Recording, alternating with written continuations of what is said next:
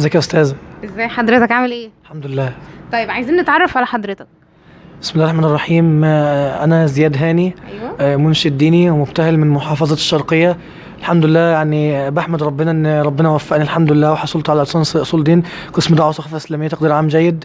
والحمد لله، يعني انا ابن فرقة الشرقية للانشاد الديني، وهذه نعمة يعني كبيرة احمد الله عز وجل عليها. طيب قولي بقى، انت امتى اكتشفت ان صوتك حلو؟ اولا في بدء الامر كان الموضوع مجرد هوايه، ولكن يعني انتقلنا من الهوايه الى الاحتراف. بايه بقى؟ من والدي، هو اللي سمعني الاول وقال لي انت صوتك جيد، يعني بتحاكي المبتهلين العمالقه. كبار. كويس جدا. فبدأ بقى يسمعني الشيخ نصر الدين طوبار، الشيخ محمد عمران، الشيخ سيد حافظ، الشيخ سيد نقشبندي. والثقة بقى بدأت تيجي لما انا بقى ايه، شاركت في كذا لقاء على القناة الأولى والثانية وقنوات الحدث. و والحمد لله سجلت لي لقاءات في اذاعه القران الكريم، برنامج مبشر الصابرين، برنامج طلائع الايمان. ف يعني ايه، خضت حفلات كثيره مع فرقتي الحمد لله، داخل المحافظه وخارجها الحمد لله والشكر لله.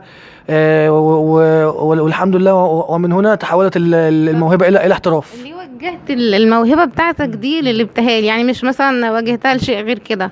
لأن هذا أشرف وأجمل طريق، ألا وهو طريق المولى عز وجل، طريق الله عز وجل.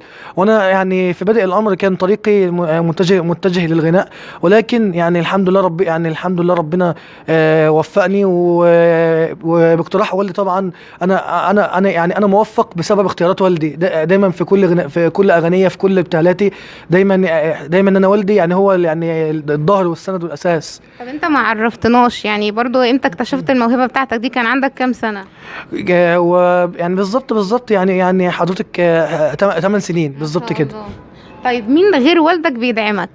طبعا جميع أصدقائي كلهم، من الألف إلى الياء حتى لا أنسى فيهم أحد طبعا. كلهم يعني ليهم اذكر لي اسم اتنين منهم. الشكر والعرفان والتقدير طبعا. الشيخ محمد أكمل هارون مبتهل الإذاعة، طبعا هو إنسان جميل جدا، ودايما يعني أنا بعتبر دوت يعني أستاذي، ودايما هو اللي بيدعمني، ودايما هو اللي بيقدم لي أي حاجة بحتاجها.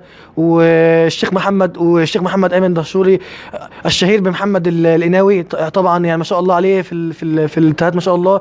وطبعا الشيخ حامد امين الطاهر، والاستاذه الاعلاميه مروه سعيد طبعا يعني، والقارئه امل محمد. وطبعا يعني الكثير والكثير من اصدقائي حتى لا انسى فيهم احد. طبعا لهم جزيل الشكر والعرفان والتقدير على ما قدموه لي. اشكرهم، احب اشكرهم من خلال حضرتك.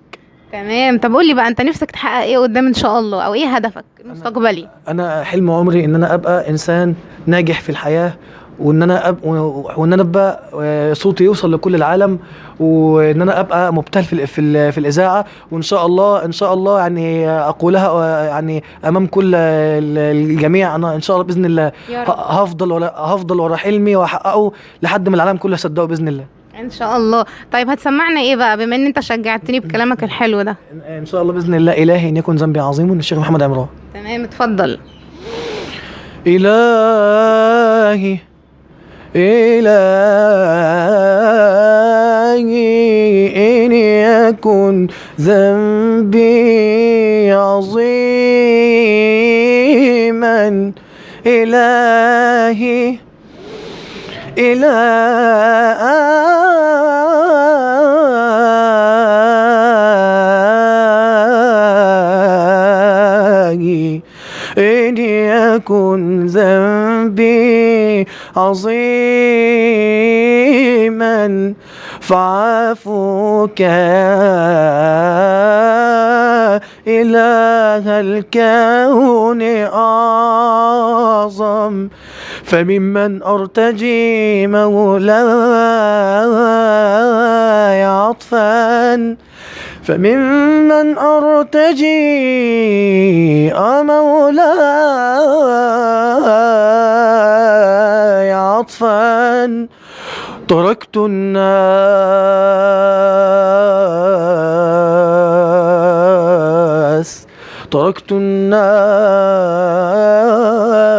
كلهم ورائي، وجئت إليك كي بالقرب أنعم، وفضلك واسع وفضلك واسع للكل منام.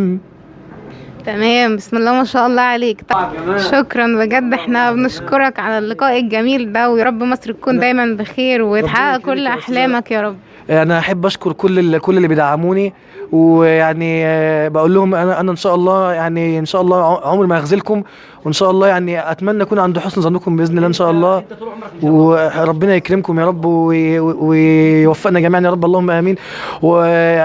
اللهم احفظ اهل غزه وشعبها من كل شر يا رب، اللهم امين، واكتب لهم النصر يا رب، اللهم امين، قريبا عاجلا باذن الله ان شاء الله. ان شاء الله، بنشكرك جدا. شكرا. شكرا يا فندم.